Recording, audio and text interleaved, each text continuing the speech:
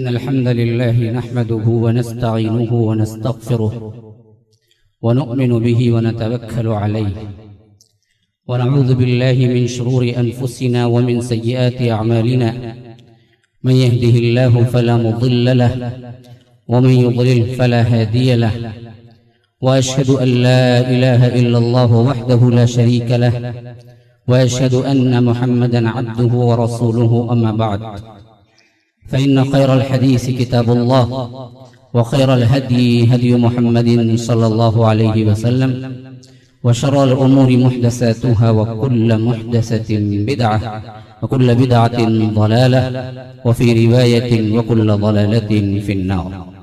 فأعوذ بالله من الشيطان الرجيم. بسم الله الرحمن الرحيم. السابقون الأولون من المهاجرين والأنصار الذين اتبعوهم بإحسان رضي الله عنهم ورضوا عنه وأعد لهم جنات تجري من تحتها الأنهار. اللهم أرنا الحق حقا وارزقنا اتباعه وأرنا الباطل باطلا وارزقنا اجتنابه. اللهم علمنا ما ينفعنا وانفعنا بما علمتنا وارزقنا علما. رب اشرح لي صدري ويسر لي أمري واحلل عقدة من لساني يفقه قولي. ہمارے اس بزم کے صدر شیخ نور الحسن عمری مدنی حفظہ اللہ اور اس بزم کے مہمان خصوصی شیخ عبدالواحد عمری مدنی حفظہ اللہ اور اسٹیج پر موجود تمام ساتھی اور میرے بھائی اور سامعین کرام، بزرگان اسلام، لائق احترام ماؤں اور بہنوں، کافی وقت سے آپ سن رہے ہیں، بڑے صبر سے سن رہے ہیں اور بچے بھی سن رہے ہیں، بڑی بے چینی سے سن رہے ہیں. ویسے بھی انعامات کا سلسلہ ابھی شروع ہونے والا ہے، زیادہ وقت نہ لوں گا. اور آپ کے سامنے جو شیوخ بیٹھے ہوئے ہیں وہ تو دراصل میرے استاد کے برابر ہیں اور مجھے کچھ کہنے کی ضرورت بھی نہیں ہے، اتنا کچھ کہہ دیا گیا ہے. صرف میں اپنی سعادت سمجھتا ہوں کہ ان استادوں کے سامنے میں بھی کچھ کہہ دوں تاکہ میرے لیے سند بن جائے اور میں بھی کچھ ان سے سیکھ سکوں اور وہ میری چیزیں اور میری باتوں کی تصدیق کر دیں، تاکہ اس حیثیت سے ہمارے علمی لحاظ سے کچھ مرتبہ بلند ہو جائے. ورنہ تو شیوخ نے بڑے مدلل انداز میں آپ لوگوں تک باتیں پہنچائی ہیں. میں تو طفل مکتب ہوں، ابھی پڑھنا شروع کیا ہے. تو اللہ تبارک و تعالی ان شیوخ کو جنہوں نے مصروفیات اور لمبی مسافت کر کے آئے ہیں بہترین جزائے خیر عطا فرمائے. میں مرکز السلام کے ایک ذمہ دار کی حیثیت سے بہت ہی ان کا ممنون و مشکور ہوں کہ انہوں نے اپنے اوقات کو نکالا، لمبی مسافت طے کی اور طبیعت ناساز تھی شیخ کی تو لیکن اصرار پر آ گئے. یہ ان کی کیا ہے سادہ دلی اور ان کی ہمارے ساتھ محبت کی علامت ہے. اللہ تبارک و تعالی ہمارے بیٹھنے کو قبول فرمائے. ہمارے جو کچھ کوششیں ہو رہی ہیں اللہ تبارک و تعالی اس کو قبول فرمائے. حضرات، میں صرف اب خانہ پوری کے لیے کیونکہ نام بلا دیا گیا ہے تو جو کچھ وقت بچا ہے 5-10 منٹ اس میں کچھ کہنے کی میں جرأت کروں گا کہ نوجوان صحابہ ایک ایسا عنوان ہے جو آج کے نوجوانوں کے لیے سب سے اہم اور ضروری عنوان ہے. کیوں؟ آج کا سب سے بڑا مسئلہ کیا ہے؟ مسئلہ بھی یہی ہے کہ نوجوانوں کا بگاڑ. اور بگاڑ کیوں ہو رہا ہے؟ جیسا کہ ابھی شیخ فرما رہے تھے کہ اصل ان کے پاس ایک نمونہ نہیں ہے، ایک ایگزامپل نہیں ہے. اور دنیا کے سب سے بدبخت ناہنجار اور معاشرے کے سب سے گرے ہوئے انسان آج نوجوانوں کے لیے آئیڈیل اور ہیرو ہے. وہ پکچر میں ناچنے والیاں عورتوں کے لیے ہیرو ہیں تو ناچنے والے مردوں کے لیے نوجوانوں کے لیے ہیرو ہیں. یہ کیسا زمانہ آیا ہے امت مسلمہ پر جو بڑا ہی شدید ہے. میں نہیں سمجھتا کہ اس سے پرفتن زمانہ کوئی آیا ہوگا. کیوں؟ فضا تک مقدر ہو گئی ہے. فضا کے اندر اتنا فحش پھیلا ہوا ہے، اللہ کی قسم کھا کے کہتا ہوں کہ کائنات میں کبھی فضا کے اندر اتنا فحش نہیں پھیلا تھا جو کچھ نیٹ کے ذریعے آج موجود ہے۔ اب اس کے علاوہ نت نئی سافٹ ویئر، واٹس ایپ، فلاں ٹاکرے، ایسا آپ بات کیجئے، نہیں گھنٹے بات کیجئے، ایک پیسہ آپ کا جاتا نہیں، انٹرنیشنل بات کیجئے، کوئی مسئلہ نہیں، کہیں سے دوستی لگائیے، کہیں سے اپنے عیش و آرام کے مطالب نکال لیجئے، کوئی مسئلہ نہیں۔ اور سستے داموں کے اندر نیٹ اور اینڈرائیڈ فون 3000 2000 سے مل رہے ہیں۔ بچے کے لیے کوئی حقیقت نہیں، یا باپ باپ کے لیے کوئی حقیقت نہیں کہ وہ لے کے ہوتے۔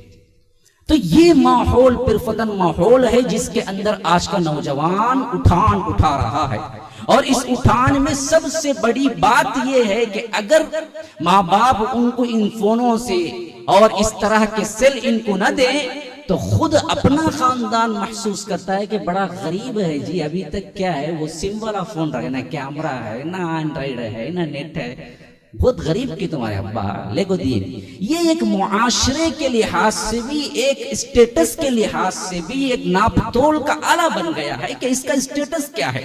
وہ سب سے بڑا فون رکھتا ہے، خواہ اس کی نوکری 5000 کی کیوں نہ ہو، وہ برسوں جمع کر کے کیوں نہ لے لیا ہو، وہ بڑا آدمی ہے۔ لیکن جو چھوٹا فون رکھتا ہے وہ چھوٹا آدمی ہے۔ یہ عجیب تناقض ہے ہمارے اندر، اور لوگ نوجوان خاص کر پاگل ہوئے جا رہے ہیں کہ کتنا وقت اس میں برباد کرتے ہیں۔ میں نہیں سمجھتا کسی اور میں نہیں، جیسا کہ ابھی شیخ نے فرمایا تھا کہ الٹا کیے تو کیا دکھتا ہے، سیدھا کیے تو کیا دکھتا ہے، فلاں پینٹ میں کیا دکھتا ہے، فلاں ساکس میں کیا دکھتا ہے۔ میں خود دیکھا تھا، ساکس الٹا کیے تو اللہ دکھتا ہے کہتے ہیں۔ اب ساکس پہننا چھوڑ دیں گے؟ تم الٹا کیے کیوں؟ تم سے کون بولا کہ الٹا کرو؟ خامخواہ ذہنوں میں کیا ہے، سب کے ذہنوں میں انتشار پیدا کر دیا۔ اب جب بھی ساکس پہنتے ہیں الٹا کر کے دیکھنا پڑتا ہے، کہیں اللہ لکھا ہوا تو دکھتا نہیں ہے۔ عجیب و غریب مسئلے، اور اس پہ وقت برباد کرتے ہیں۔ آج سب سے بڑا اور اہم مسئلہ یہی ہے کہ ہم پلٹیں، دور پیچھے کی طرف گردش ایام، تو اب پیچھے پلٹیں، پلٹ کے دیکھیں کہ اصحاب رسول اللہ صلی اللہ علیہ وسلم اپنے زمانے کی نوجوانی کیسے گزاری ہے، انہوں نے کس طرح اس دین کی ترقی اور اس دین کے لیے اپنے آپ کو تش دیا، اور ایسے ایسے نمونے قائم کر کے گئے کہ دنیا کے اندر نہ پہلے کبھی مثال قائم ہوئی، نہ آخر دنیا تک آخری دن کوئی مثال قائم کر سکے گا۔ یہ محمد رسول اللہ صلی اللہ علیہ وسلم کے صحابہ ہیں جو نوجوان تھے۔ ابن مسعود 20 سال اسلام لاتے وقت، حضرت معاذ بن جبل نوجوان جب اسلام لاتے وقت، سعید بن عامر نوجوان جب اسلام لائے، اسی طرح زبیر بن عوام نوجوان جب اسلام کو قبول کیا، اسی طرح بڑے بڑے صحابہ جو آگے چل کے بنے، لیکن جب اسلام قبول کیا تو اس وقت یہ نوجوان تھے، اور ان کو کس چیز نے اسلام کی طرف راغب کیا، اور جب قبول کر لیا تو اپنی نوجوانی کس طرح انہوں نے استوار کی اور کس طرح انہوں نے نمونہ ہم کو دکھلا کے گئے، یہ جاننا اور ان کو آئیڈیل بنانا۔ ہم بچے سے پوچھتے ہیں کہ کیا بننا چاہتا ہے تو بڑے خوش ہو کہتا ہے امیتابھ بچن بنوں گا۔ یہ بچن چھوڑ کے کوئی یہ نہیں کہتا کہ ہمیں کیا ہے، کوئی معاذ بن جبل کی پری وہ حلال اور حرام میں ممتاز تھے، میں بھی اسی طرح بننے کی کوشش کروں گا۔ عبداللہ بن زبیر کی، یا اسی طرح زبیر بن عوام کی، سعید بن عامر کی فقر اور اللہ تبارک و تعالی کا تقوی اور رضا، ان کی پیروی کرنے کے لیے میں تیار ہوں۔ یہ کوئی نہیں کہتا۔ اس کے دو وجوہات ہیں، ایک ماں باپ خود تربیت نہیں کرتے، دوسری یہ بات ہے کہ آج کے نوجوانوں کے حاشیے دماغ میں بھی یہ بات نہیں ہے کہ صحابہ میں بھی نمونے ہو سکتے ہیں۔ کیوں؟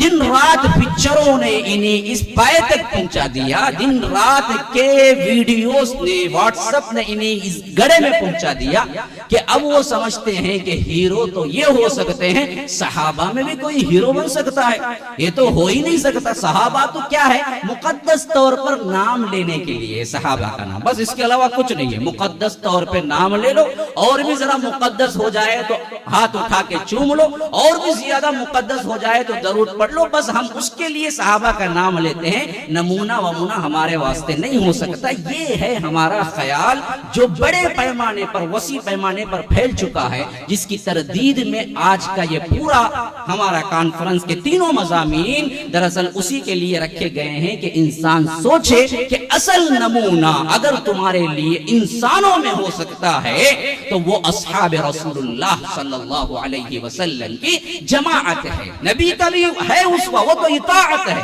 نبی نبی ہے، لیکن عام انسانوں میں اگر ہم نمونہ چاہتے ہیں تو وہ اسلاف میں سب سے نمبر 1 پہ آنے والے اصحاب رسول اللہ صلی اللہ علیہ وسلم ہے۔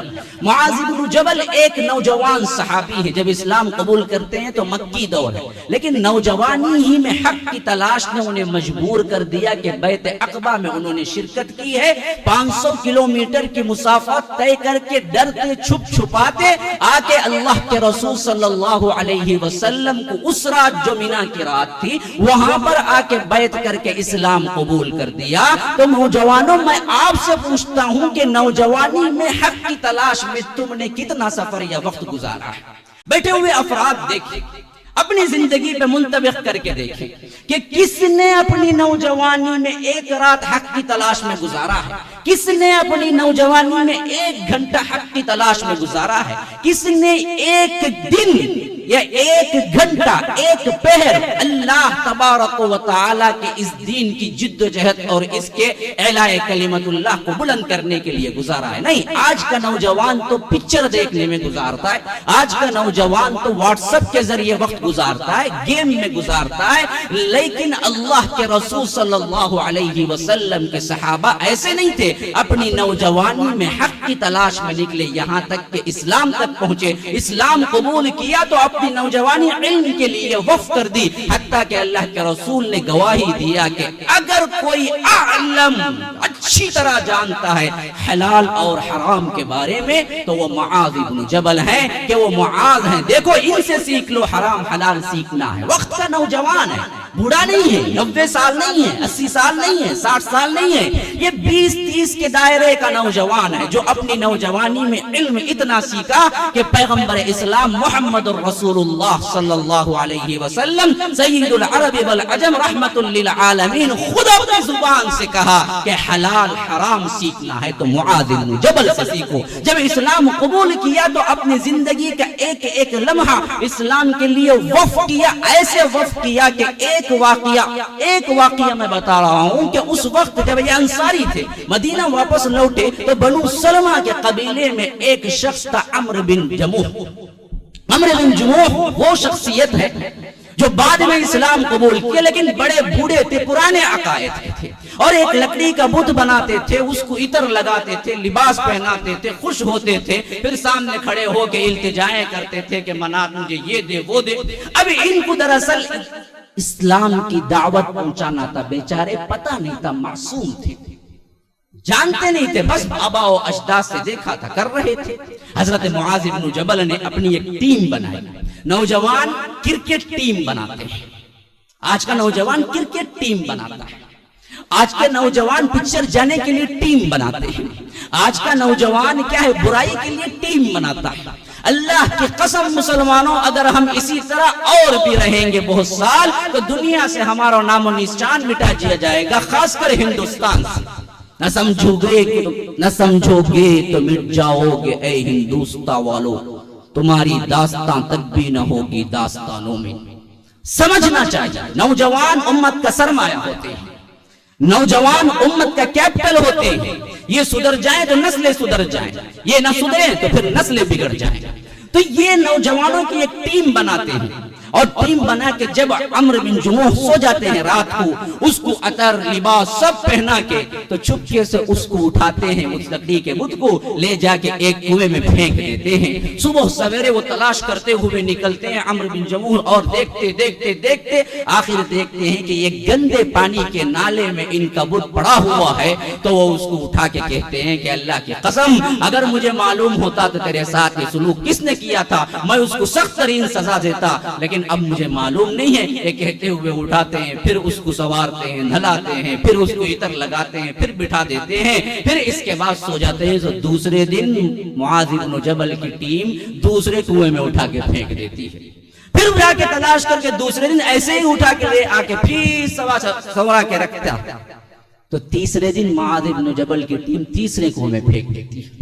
چوتھے دن بیزار ہو کے عمرو بن جموح کہتے ہیں کہ نہیں, یہ معاملہ چلتا رہے گا, میں کب تک تجھے ڈھونڈتا رہوں گا, جا کے تو اپنی حفاظت کر لے. گلے میں رسی ڈال کے تلوار لٹکا کے چھوڑ دیتے. کتنے دن میں تجھے تلاش کروں. دیکھیے کیسے سمجھ رہا ہے, کیسے سمجھا رہے ہیں. دیکھیے بتوں کی بے بسی کیسے سمجھا رہے ہیں صحابہ, نوجوان کیسے سوچ کے پلان بنایا ہے کہ اب اس کے بعد چوتھے روز جب یہ لٹکا کے سو جاتے ہیں تو پھر صبح اٹھ کے دیکھتے ہیں کہ غائب بت.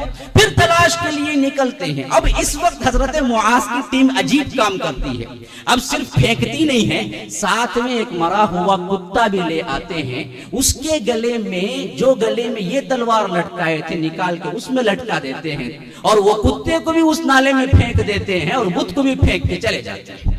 اب صبح کو وہ گھومتے گھومتے گھومتے جب اس نالے تک پہنچتے ہیں تو دیکھتے ہیں کہ تلوار بھی نہیں ہے بت, اور یہ اوندھا منہ پڑا ہوا ہے, اور تلوار ایک مرے ہوئے کتے کے گلے میں پڑی ہوئی ہے. کہتے عجیب بات ہے, اگر تو تلوار رکھ کے بھی اپنے آپ کی دفاع نہیں کر سکتا تو میری کیا دفاع کرے گا. بات خود بخود سمجھ میں آ جاتی ہے. 3 دن میں بات خود بخود سمجھ میں آ جاتی ہے.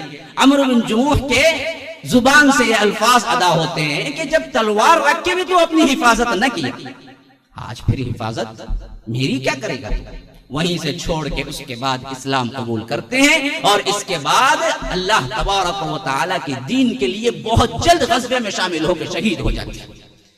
یہ دراصل نوجوان کرنے کے کام ہے. سعید بن عامر نوجوان حضرت خبیب کو سولی پہ چڑھتا دیکھتے ہیں تو سوچنے لگتے ہیں کہ آخر وہ کیا چیز تھی کہ سولی کے تختے پہ کھڑے ہو کے بھی سکون سے مسکرا رہا تھا. ہم چوپائے کی طرح دنیا کو دیکھتے ہیں, انسانوں کی طرح عبرت کی نگاہ سے دنیا کو دیکھو. آپ کے لیے بہت سے مناظر ہیں اسلام کی طرف آنے اور اسلام کی بلندی کے لیے کام کرنا. بہت سے قریش کے لوگوں نے دیکھا, صنادید نے دیکھا, بڑے بڑے سردار نے دیکھا, لیکن ایک نوجوان بھی اس میں تھا سعید بن عامر. وہ عجیب نظر سے دیکھ رہا تھا. وہ کیا دیکھ رہا تھا کہ ایک سولی کے تختے پہ کھڑے ہو کے مسکرا سکتا ہے, تو آخر وہ مسکراہٹ کے پیچھے کیا راز ہے کہ اتنا سکون تھا اس کے دل کے اندر. سوچتا سوچتا سوچتا وہ نوجوان مسلمان ہوا تو اتنا تقوی والا ہوا, اتنا تقوی والا ہوا کہ حضرت عمر نے بولا کہ حمص کی گورنری دے دی. حمص کی گورنری دے دی تو ایک مرتبہ خود گئے دیکھنے کے لیے, اور وہاں کے بڑے بڑے لوگوں کو بلوایا اور پوچھا کہ یہاں سب سے زیادہ فقیر ترین کون افراد ہیں, ان کے فہرست بناؤ تاکہ میں انہیں کچھ عطا کرنا چاہتا ہوں. تو لسٹ میں سب سے پہلے سعید بن عامر لکھا ہوا تھا. حضرت عمر نے پوچھا ان لوگوں سے, یہ کون سعید بن عامر ہے, یہ میرا گورنر ہے یا کوئی اور شخص ہے؟ کہا کہ آپ کا گورنر ہے. میرا گورنر سب سے شہر کا اور بستی کا فقیر آدمی, جبکہ میں اسے 4,000 دینار بھیجتا ہوں ہر سال کے لیے, وہ کیا کرتا ہے؟ کہا کہ امیر المومنین وہ ایک پائی اپنے پاس نہیں رکھتے ہیں, سب کا سب جیسے آتا ہے خرچہ کر دیتے ہیں. پھر اس کے بعد ایک مرتبہ دورہ کیا تو پوچھا کچھ شکایت ہے تمہیں؟ حمص والوں نے کہا 4 شکایتیں ان سے. پوچھا کیا ہے؟ کہا کہ یہ بیٹھے بیٹھے مجلس میں بے ہوش ہو کے گر جاتے ہیں. اچھا پھر کیا شکایت ہے؟ کہا کہ رات میں کچھ بھی کر لو دروازہ نہیں کھولتے. کہا کہ اچھا تیسری کیا شکایت ہے؟ کہا کہ ایک دن مہینے میں گھر سے باہر ہی نکلتے رہیے شام تک. کہا کہ چوتھی شکایت کیا ہے؟ کہا کہ صبح میں جلدی باہر گھر سے نہیں نکلتے, دیر سے نکلتے. بڑی بڑی شکایتیں تھیں یہ گورنر کے لحاظ سے حضرت عمر کی نظر. انہوں نے کہا کہ میرا گورنر کیسا کرتا ہے تمہارے ساتھ؟ اچھا تم بھی آؤ, بلاؤ اس کو. سامنے بیٹھ گئے تو حضرت عمر پوچھنے لگے سعید بن عامر اچانک تم مجلس میں بے ہوش کیوں ہو جاتے ہو؟ کہا کہ امیر المومنین اللہ کی قسم میں یہ بات کسی سے ذکر کرنا نہیں چاہتا تھا, لیکن آج آپ نے پوچھ لیا ہے, ورنہ تو کیا ہے یہ میرا اور اللہ کا راز تھا. لیکن آج امیر ہے اور حکم فرما رہے ہیں تو مجھے بولنا پڑتا ہے. میں کہہ رہا ہوں کہ میں اس وجہ سے بے ہوش ہو جاتا کبھی کبھی کہ میں اپنی آنکھوں سے حضرت خبیب کو سولی پر چڑھاتے ہوئے دیکھا، اور وہ منظر جب بھی مجھے یاد آتا ہے. اور آخری میں جو حضرت خبیب نے بد دعا دی کہ اے اللہ ان لوگوں کو ایک ایک کو گن کے رکھ لے اور ان لوگوں کو ان کے انجام تک پہنچا، تو ان دیکھنے والوں میں بھی اس وقت کافر تھا اور دیکھ رہا تھا. جب ان کی بد دعا اور منظر سامنے آتا ہے تو میرے رونٹے کھڑے ہو جاتے ہیں اور میں بے ہوش ہو کے گر جاتا ہوں. کہیں اس بد دعا کا اثر تو مجھے تقوی کی یہ علامت. پھر پوچھا اچھا رات میں کبھی دروازہ کیوں نہیں کھولتے ہو؟ کہا کہ امیر المومنین یہ بات بھی میں کبھی بتانا نہیں چاہتا تھا، میرا رب کی راز تھی اور میرے رب کا، لیکن آج پوچھ رہے ہیں تو میں بتا رہا ہوں. دن میں نے بندوں کی خدمت کے لیے وقف کر رکھا ہے، رات میں نے اللہ کی عبادت کے لیے وقف کر رکھا ہے. اس وجہ سے میں تہجد گزاری میں ہوتا ہوں. حضرت عمر نے کہا الحمدللہ. پھر پوچھا کہ اچھا صبح میں دیر سے کیوں گھر سے نکلا کرتے ہو؟ کہا کہ امیر المومنین میرے پاس نہ کوئی خادم ہے، نہ کوئی لونڈی ہے، نہ کوئی خدمتگار ہے. نماز فجر کے بعد میں خود آٹا گوندتا ہوں، میں خود جھاڑو دیتا ہوں، میں خود گھر کی صفائی کرتا ہوں، میں خود اس کو خمیر آنے تک رکھتا ہوں، میں خود روٹی بناتا ہوں، پھر میں کھا کے نکلتا ہوں تو کچھ دیر ہو جاتی ہے بس. حضرت عمر نے کہا الحمدللہ یہ تقوی. اچھا ایک دن مہینے میں باہر نہیں نکلتے، یہ کیوں؟ کہا کہ امیر المومنین کل جمع پونجی میرا ایک لباس ہے. اللہ اکبر. حمص کا گورنر ہے، تقوی کا یہ عالم ہے کہ کہہ رہے ہیں کہ کل جمع پونجی میرا ایک لباس ہے، ایک لباس صرف، اور ایک مہینے میں تو وہ لباس بہت ہی میلا ہو جاتا ہے. اس وجہ سے میں ایک دن مقرر کر لیتا ہوں جس کو نکال کے دھوتا ہوں تو میرے بدن پہ کوئی لباس نہیں ہوتا جو پہن کے میں نکلوں جب تک وہ سوکھ نہیں جاتا. جب سوکھ جاتا تو وہ پہن کے میں دوپہر کے بعد نکلا کرتا ہوں. تقوی کا یہ عالم نوجوانی میں، بوڑھے نہیں ہیں. دین اسلام نے انہیں اس حد تک ایمان اور تقوی کی طرف بلندی عطا کی. آج نوجوان کیا سمجھ رہا ہے؟ Enjoy life. نئے مسلمانوں ان نمونوں کو اپنے سامنے رکھو اور یاد رکھو یہی وہ نمونے ہیں جو رہتی دنیا تک کے لیے سورج جس طرح چمکتا ہے اس طرح ہدایت کے آسمان پہ چمکتے رہیں گے، رہنمائی کرتے رہیں گے. ان کو چھوڑا تو گھوپ اندھیرا ہے، اس کے علاوہ کوئی نہیں ہے. مجھے صرف کیا ہے 2 واقعات سے اپنی بات کو ختم کرنا پڑ رہا ہے کیونکہ وقت بھی نہیں ہے اور ویسے بھی پہلے سے بھی شیوخ بہت سی باتیں آپ کو سنا چکے ہیں. ایک بات مختصراً ان پورے کانفرنس کی حیثیت سے میں آپ لوگوں کے سامنے رکھنا چاہتا ہوں کہ خاص کر نوجوان اور ہر ایک یہ وعدہ کرے کہ اللہ کے واسطے نمونہ ہم کسی ہیرو اور ہیروئن کو نہ بنائیں. وعدہ کرتے ہو؟ وعدہ کرتے ہیں کبھی نمونہ نہیں ہوگا. نمونہ محمد الرسول اللہ صلی اللہ علیہ وسلم اور ان کے ساتھیوں کا ہوگا. نوجوان اگر یہ تہیہ کر لیں تو یاد رکھیے پھر اقبال کا وہ شعر پڑھنا پڑتا ہے کہ عقابی روح جب بیدار ہوتی ہے جوانوں میں نظر آتی ہے ان کو اپنی منزل آسمانوں میں. ھذا وباللہ التوفیق صلی اللہ وسلم علی نبینا محمد. اسأل اللہ لی ولکم ولسائر المسلمین من کل ذنب فاستغفروه انه هو الغفور الرحیم.